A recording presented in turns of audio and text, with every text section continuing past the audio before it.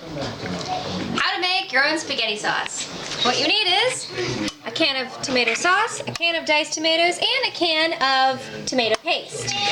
Now, the ingredients of this recipe cost about $2, and you could very well buy a jar of spaghetti sauce for $2, but this makes a little bit more than a jar. And it's always nice if you buy your ingredients instead of just buying the ready-made sauce. And it tastes better. Well, yes, it does taste better, but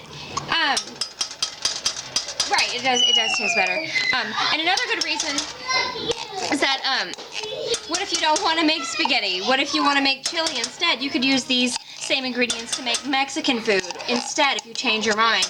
And it's very versatile. If you constantly buy ingredients and make things from scratch, you're going to be able to have more variety in your pantry, and you won't have to go running to the store every time you need to make something. So right, you add those things, then you add a tablespoon of onion. You can dice onion and saute it, and that actually tastes really good.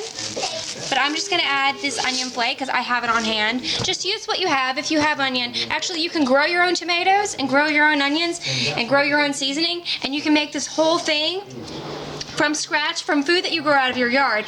And I am going to do a video on that this summer. But I would say that most normal people don't have food growing in their yard. So I'm just doing this video for people who ran out of food and they just need something to make on the fly. So here you go. This is a little paprika. I'm just going to sprinkle a little bit in. And the last ingredient, I'm going to turn on the burner to high. You can add a little salt and pepper. Salt and pepper tastes really good in pretty much anything.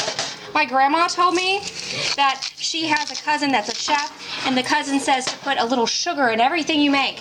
And I tried putting a little sugar in my eggs once, and let me tell you, you should not put a little sugar in everything you make. It does not taste good with everything. And I don't put it in my spaghetti sauce, but I guess you could add a cup or two if you really want to, but I don't recommend it. I'm going to add the main ingredient. Actually, I have some parsley and oregano in my garden right now, and it actually tastes better, but this is an easy recipe. This is Italian seasoning, and I don't recommend getting the giant jars because they drive me crazy. So I'm just going to stir this with a nice clean spoon. There we go. And this sauce is going to actually go on spaghetti today, but you can put this sauce on pizza, you can put it on your calzone, you can dip your cheesy rolls on it, you can even put it on your cinnamon rolls. Now that is exciting, but I don't like it like that. I just, you know, you can dehydrate zucchini, and this is ready. It actually tastes better if you simmer it. So you can bring it to a boil, simmer it on low for about an hour, or you can eat it right away. But they always say it tastes good the next day, and that's it. That's my spaghetti recipe.